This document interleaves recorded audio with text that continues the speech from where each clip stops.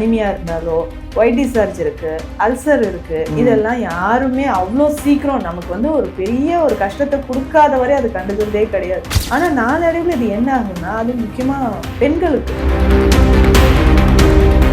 நிறைய பேர் ஸ்பெக்ஸ் போட்டுட்டு இருக்காங்க இல்லையா. ஸோ கண்ணில் இருக்கக்கூடிய பிரச்சனையாக இருக்கட்டும், திடீர்னு காதில் ஒரு சவுண்டு வருது. ஸோ இது எல்லாமே நமக்கு ஹீமோகுளோபின் குறையிறதுனால.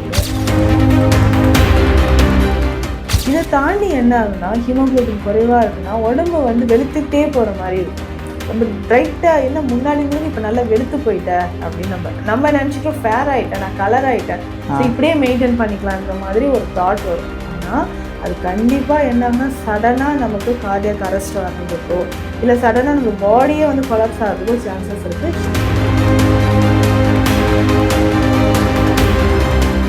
இப்போது ஹீமோகுளோபினை இன்க்ரீஸ் பண்ணணும் அப்படின்னா என்ன மாதிரியான டயட் எடுக்குது?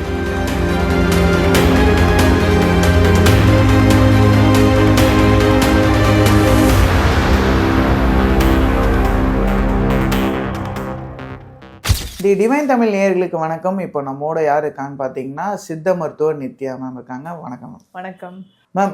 இப்போது ஹீமோகுளோபின் குறையிறது அப்படிங்கிறது பார்த்தீங்கன்னா நிறைய பேருக்கு அந்த விஷயம் இருந்துகிட்டே இருக்குது. நான் பார்த்த வரைக்கும் ஒரு சில பெண்களுக்கெல்லாம் 6-7ங்கிற அந்த கவுண்ட்லலாம் கூட இருந்திருக்கு. அவங்களுக்கு அனிமியாங்கிறது ஒரு விஷயம் இருக்குங்கிறதே அவங்க ஒத்துக்கவும் மாட்டேங்கிறாங்க, ஏற்றுக்கவும் மாட்டேங்கிறாங்க. பெண்களுக்கு அப்படி தான் இருக்கும் அப்படின்னு நான் ஏன்னா நிறையா என்னுடைய ரிலேட்டிவ்ஸ் அவங்கள்ட்ட எல்லாம் பேசும்போது ஆமாம் இருக்குதா, என்ன பண்ணுறது, பட் ஆனால் இது பண்ணணும் அந்த மாதிரி ஒரு அதை ரொம்ப அசால்ட்டாக அவங்க கண்டுக்கிறாங்களே, அதை எப்படி நம்ம எடுத்துக்கலாம்? இப்போது நீங்கள் சொன்ன மாதிரி நிறைய பேருக்கு 6-7 கூட இல்லை, 4-5 இப்படியே கூட இருக்குது. நிறைய கேர்ள்ஸ்க்கு பார்க்குறோம். இப்போ 10 பெண்கள் இருக்காங்கன்னா 8 பேருக்கு இந்த அனிமியா ப்ராப்ளம் இருக்குது. ஸோ இந்த ரத்த சோகை இப்போது ஜென்ரலாகவே எல்லாருக்குமே இருக்கக்கூடிய ஒரு மைண்ட் செட் என்ன, ஸ்கின்ல ஒரு ப்ராப்ளம் இருக்குது, ஒரு நரைமுடி வந்துச்சுன்னா அதுக்கு வந்து மெனக்கெட்டு நம்ம வந்து டைம் ஸ்பெண்ட் பண்ணுவோம், இதுக்கு என்ன பண்ணலாம் அப்படின்னு யோசிப்போம். அனிமியா இருந்தாலோ, ஒயிட் டிஸ்சார்ஜ் இருக்குது, அல்சர் இருக்குது, இதெல்லாம் யாருமே அவ்வளோ சீக்கிரம் நமக்கு வந்து ஒரு பெரிய ஒரு கஷ்டத்தை கொடுக்காத வரை அது கண்டுக்கிறதே கிடையாது. ஸோ அதே மாதிரி தான் இந்த அனிமியான்னு சொல்கிற ஒரு விஷயம். ஆனால் நாளடைவில் இது என்ன ஆகுதுன்னா, அது முக்கியமாக பெண்களுக்கு ஸோ நிறைய ஹெல்த் ரிலேட்டடாக ப்ராப்ளம்ஸ் வந்து அது க்ரியேட் பண்ணுதுன்னு சொல்லலாம். ஸோ நடந்துகிட்டே இருக்கிறேன், எனக்கு மூச்சு வாங்குது, ரொம்ப ஹேர் ஃபால் ஆகுது, இர்ரெகுலர் பீரியட்ஸ் ஆகுது, ஸோ கன்சீவ் ஆக முடியல, ஸோ மேரேஜை இவ்வளோ இயர்ஸ் ஆகுது என்னால் கன்சீவ் ஆக முடியல, இந்த மாதிரி நிறைய விஷயங்கள். இது மட்டும் இல்லாமல் heart related problems, so palpitation வருது, நடந்துகிட்டே இருக்கேன், படப்படன்னு வருது, திடீர்னு கண் இருட்டிட்டு வந்து ஒரு இடத்துல உட்காந்துட்டேன், மாதத்துக்கு 2-3 வாட்டி நான் ஹாஸ்பிட்டல் போயிட்டு வரேன், அப்போது ஹீமோகுளோபின் குறைவாக இருக்குது, இன்ஜெக்ஷன் பண்ணணும்னு சொல்லிட்டாங்க. இந்த மாதிரி நிறைய பேர் இருக்காங்க. அப்போ ஹீமோகுளோபின் நமக்கு இன்க்ரீஸ் ஆனால் மட்டும்தான், ஸோ ஆர்பிசி செல்ஸில் ஹீமோகுளோபின் இன்க்ரீஸ் ஆனால் மட்டும்தான் ஆக்சிஜன் லெவல் பாடியில் இன்க்ரீஸ் ஆகும். இப்போது ப்ரீத் பண்ணுறது கூட யாரும் நல்லா டீப் ப்ரீத் பண்ணுறதே கிடையாது, அது கூட கஷ்டமாக இருக்குது நிறைய பேருக்கு. ஸோ அந்த மாதிரி நம்ம டீப்பாக ப்ரீத் பண்ணும்போது தான் ஆக்சிஜன் பாடி ஃபுல்லாக நமக்கு போகும். அப்போது அந்த ஆக்சிஜனை உடல் ஃபுல்லாக நமக்கு கொண்டு போகிறதுக்கு ஹீமோகுளோபின் இம்பார்ட்டண்ட். ஸோ நிறைய பேருக்கு நம்ம ஏன் தலை சுற்றுதுன்னு சொல்கிறோன்னா, பிரெயினுக்கு ஆக்சிஜன் லெவல் குறையிறதுனால, இப்போ ரத்த ஓட்டமும் குறையிறதுனால ஹேர் ஃபால் ஸ்டார்ட் ஆகி நிறைய பேர் இன்றைக்கி ஸ்பெக்ஸ் போட்டுட்ருக்காங்க இல்லையா. ஸோ கண்ணில் இருக்கக்கூடிய பிரச்சனையாக இருக்கட்டும், திடீர்னு காதில் ஒரு சவுண்டு வருது, ஸோ இது எல்லாமே நமக்கு ஹீமோகுளோபின் குறையிறதுனாலையும் ஆக்சிஜன் குறையிறதுனாலையும் வர்றது தான். இது ஒன்றும் பெரிய விஷயம் கிடையாது. நம்ம கரெக்டாக ஃபுட், ஹெல்த்தியான ஃபுட், ஹீமோகுளோபின் இன்க்ரீஸ் பண்ணுறதுக்கான ஃபுட் எடுத்துக்கிட்டாவே ஹீமோகுளோபின் நல்லாவே இன்க்ரீஸ் ஆகிடும். இப்போது ஹீமோகுளோபினை இன்க்ரீஸ் பண்ணணும் அப்படின்னா என்ன மாதிரியான டயட் எடுத்துக்கிறது? இப்போது ஹீமோகுளோபின் இன்க்ரீஸ் ஆகிறதுக்கான ஒரு டயட், இப்போ இதில் என்னென்னா நிறைய பேர் நம்ம ஹீமோகுளோபின் இன்க்ரீஸ் ஆகிறதுக்கான கரெக்டான டயட் எடுத்துகிட்டு இருப்பாங்க. ஆனால் எனக்கு ஏன் ஹீமோகுளோபின் இன்க்ரீஸ் ஆகவே இல்லை, இந்த ஜூஸ் குடிக்கிறேன், இந்த நட்ஸ் எல்லாம் நான் சாப்பிட்றேன், டெய்லி இவ்வளோ சாப்பிட்றேன், ஆனால் எனக்கு ஏன் இன்க்ரீஸ் ஆகலைன்னா, ஸோ ஸ்டொமக்கில் நமக்கு அப்சார்ப்ஷன் கம்மியாக இருக்குது. நிறைய பேருக்கு அல்சர் இருக்கும், நமக்கே தெரியாது. அப்போ மோஷன் வந்து பிளாக்காக போதான்னு செக் பண்ணிக்கணும். ஸோ அப்போது இன்டர்னலாக நமக்கு ப்ளீடிங் இருந்துக்கிட்டே இருக்குது அப்படின்னு நம்ம தெரிஞ்சுக்கலாம். இல்லை பைல்ஸ் மாதிரியான கம்ப்ளைண்ட்ஸ் இருக்கும், பைல்ஸ் இருக்குது, ஃபிஸ்டுலா இருக்குது, நமக்கே தெரியாமல் ப்ளீடிங் இருக்குது.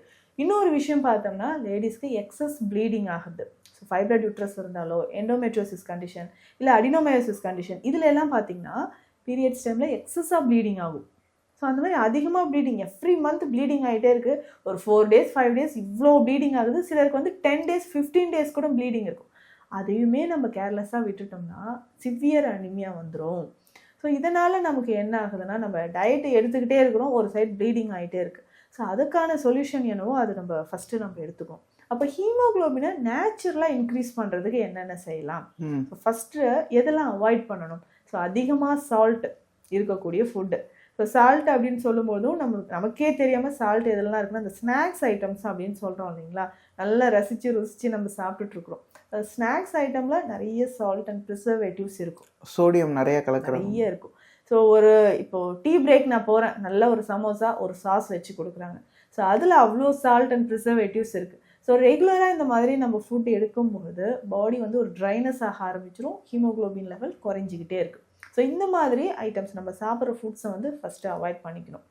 அதுக்கப்புறம் நிறைய வீட்லேயே வந்து பார்த்தோம்னா ஆயிலி ஃபுட்ஸ் நிறைய சாப்பிட்றது, சாக்லேட்ஸு இல்லை ஸ்வீட்ஸு, பேக்கரி ஐட்டம்ஸ் நிறைய சாப்பிட்றது, மைதா ஐட்டம்ஸ் நிறைய சாப்பிட்றது. ஸோ இது எல்லாமே நம்ம அவாய்ட் பண்ணணும். இதையும் சாப்பிட்டுட்டு நான் நல்லா டெய்லி இந்த ஜூஸ்லாம் குடிக்கிறேன், ஏன் ஹீமோகுளோபின் இன்க்ரீஸ் ஆகலாம்? இந்த ஃபுட் எல்லாமே அப்சார்ப்ஷனை வந்து நமக்கு குறைச்சிடும். அப்புறம் சாப்பிட்ற ஃபுட்டோட ஹெல்த்தியாக நம்ம சாப்பிட்டு எந்த யூஸுமே இல்லாமல் இருக்கும். இப்போ டெய்லி காலையில் நம்ம என்ன பண்ணலாம் அப்படின்னா, இந்த ட்ரை கிரேப்ஸ் இருக்குது பார்த்தீங்களா, அதை நம்ம எடுத்துக்கலாம். ரொம்ப சிம்பிளான டயட் தான் இப்போ நம்ம சொல்ல போகிறது. ஸோ அந்த ட்ரை கிரேப்ஸ் வந்து நைட்டே தண்ணியில் வந்து ஒரு 10 கிரேப்ஸ் அளவுக்கு ஊற வச்சுட்டு காலையில் அதை சாப்பிட்டுட்டு அந்த தண்ணியும் நம்ம குடிச்சிட்டு வரலாம். ஒரு சிலர் வந்து நான் மில்க் ஷேக் குடிக்கிறேன் அப்படின்னு சொல்லுவாங்க. ஸோ அது வெயிட் கெயின் ஆகிறதுக்கும் சான்சஸ் இருக்குது. அதனால் எது சாப்பிட்டாலும் மேக்ஸிமம் ஒரு ஃப்ரூட்ஸ் சாப்பிட்றோமா இல்லை நல்ல வெஜிடபிள்ஸை குக் பண்ணி சாப்பிட்றது பெஸ்ட்டாக இருக்கும். ஸோ ஃப்ரூட்ஸில் எதெல்லாம் சாப்பிட்லாம் அப்படின்னு பார்த்தோம்னா, மாதுளை ரொம்ப சிறந்தது. நாட்டு மாதுளைன்னு சொல்கிறோம் இல்லைங்களா, அது ரொம்ப ரொம்ப பெஸ்ட்டாக இருக்கும். நாட்டு மாதுளை எடுத்துக்கலாம். நாவல் பழம் ரொம்ப சிறந்தது. அதுக்கப்புறம் ஸோ டெய்லி ரெகுலராக நெல்லிக்காய் ஒன்று எடுத்துக்கலாம். நெல்லிக்காய் என்னால் சாப்பிட முடியல, நான் ஜூஸாகவே எடுத்துக்கிறேன் அப்படின்னு நீங்கள் கேட்டிங்கன்னா, ஸோ நெல்லிக்காயோட ஒரு கைப்பிடி அளவு கருவேப்பிலை சேர்த்துக்கலாம். 1/2 ஸ்பூன் சீரகம் எதுக்காக? ஹீமோகுளோபினை டேரெக்டாக அது இன்க்ரீஸ் பண்ணுமானா நிச்சயமாக இன்க்ரீஸ் பண்ணும். நம்மளுடைய அப்சார்ப்ஷனும் டைஜஷனும் அது வந்து கரெக்ட் பண்ணும். அது கூடவே நம்ம நெல்லிக்காயும் கருவேப்பிலையும் சேர்த்து ஜூஸாக எடுக்கும்போது அப்சார்ப்ஷன் கரெக்டாக நடக்கும், ஹீமோகுளோபின் லெவல் இன்க்ரீஸ் ஆகிறதே நமக்கே தெரியும். ஸோ இதை தாண்டி வேறு என்னென்ன எடுத்துக்கலாம்னா, இந்த கீரை வகைகள் ரொம்ப முக்கியம். இந்த கீரை வகைகளில் நம்ம பாலக்கீரையாக இருக்கட்டும், பசலைக்கீரை, மெயினாக முருங்கைக்கீரை, புதினா, ஸோ இது எல்லாமே நம்மளுடைய ஹீமோகுளோபின் லெவலை இன்க்ரீஸ் பண்ணுது. டெய்லி ஏதாவது ஒரு கீரை கண்டிப்பாக சாப்பிடணும். இல்லை சித்த மருத்துவத்தில் பார்த்தீங்கன்னா பொன்னாங்கண்ணி கீரை சொல்லுவாங்க. இந்த பொன்னாங்கண்ணி கீரை தொடர்ந்து நல்லா நெய் விட்டு வதக்கி மிளகு சேர்த்து நம்ம சாப்பிடும்போது ஹீமோகுளோபின் லெவல் நல்லா இன்க்ரீஸ் ஆக ஆரம்பிச்சிடும். இந்த ஹேர் ஃபால் இருக்குன்னு சொல்கிறேன்னா, ஹேர் ஃபால்க்கான முக்கியமான ஒரு ரீசன் ஹீமோகுளோபின் குறைவாக இருக்கிறது தான். ஸோ ஹீமோகுளோபின் இன்க்ரீஸ் ஆகிறதுக்கு இந்த பொன்னாங்கண்ணி கீரையும் நம்ம ரெகுலராக எடுத்துக்கலாம். ஓகே மேம், இப்போ இந்த ஹீமோகுளோபின் குறைபாடுனால பிளட் ப்ரெஷர் அப்படிங்கிறதுக்கும் சம்மந்தம் இருக்கா? லோ பிபி ஆகிறதுக்கு சம்மந்தம் இருக்குது. நிறைய பேர் பார்த்துருப்போம், எப்படி அனிமியாக இருக்கிறவங்களுக்கு பெரும்பாலும் லோ பிபி தான் இருக்கும். செக் பண்ணும்போது ரொம்ப ப்ரெஷர் வந்து குறைவாக இருக்கிறது நமக்கு தெரியும். இதை தாண்டி என்ன ஆகுனா, ஹீமோகுளோபின் குறைவாக இருக்குன்னா உடம்பு வந்து வெளுத்துக்கிட்டே போகிற மாதிரி இருக்கும். ரொம்ப பிரைட்டாக, என்ன முன்னாடி இருந்ததுக்கு இப்போ நல்லா வெளுத்து போயிட்டேன் அப்படின்னு நம்ம நினச்சிட்டோம், ஃபேர் ஆகிட்டேன், நான் கலர் ஆகிட்டேன், ஸோ இப்படியே மெயின்டைன் பண்ணிக்கலான்ற மாதிரி ஒரு தாட் வரும். ஆனால் அது கண்டிப்பாக என்ன ஆகுனா, சடனாக நமக்கு கார்டியாக் அரெஸ்ட் வர்றதுக்கோ இல்லை சடனாக நம்ம பாடியே வந்து கொலாப்ஸ் ஆகிறதுக்கோ சான்சஸ் இருக்குது. ஹீமோகுளோபின் இல்லைன்னா உடம்புல ஒன்றுமே இல்லை. ஸோ அப்போது ஹீமோகுளோபின் லெவல் மெயின்டைன் பண்ணுறதுக்கு ஹெல்த்தியான ஒரு டயட் ரொம்ப இம்பார்ட்டன்ட். சிம்பிளாக சொல்லணும்னா, இந்த முளைக்கட்டிய கேழ்வரகு ரொம்ப ரொம்ப முக்கியமானதுன்னு சொல்லலாம். ஸோ இப்போல்லாம் கேழ்வரகு பார்க்குறதே யாரும் இல்லை, பார்க்குறது கூட கிடையாது. பட் அதில் பார்த்திங்கன்னா நம்ம உடலுக்கு தேவையான ஹீமோகுளோபினாக இருக்கட்டும், கால்சியமாக இருக்கட்டும் ரொம்ப அதிகமாக இருக்குது.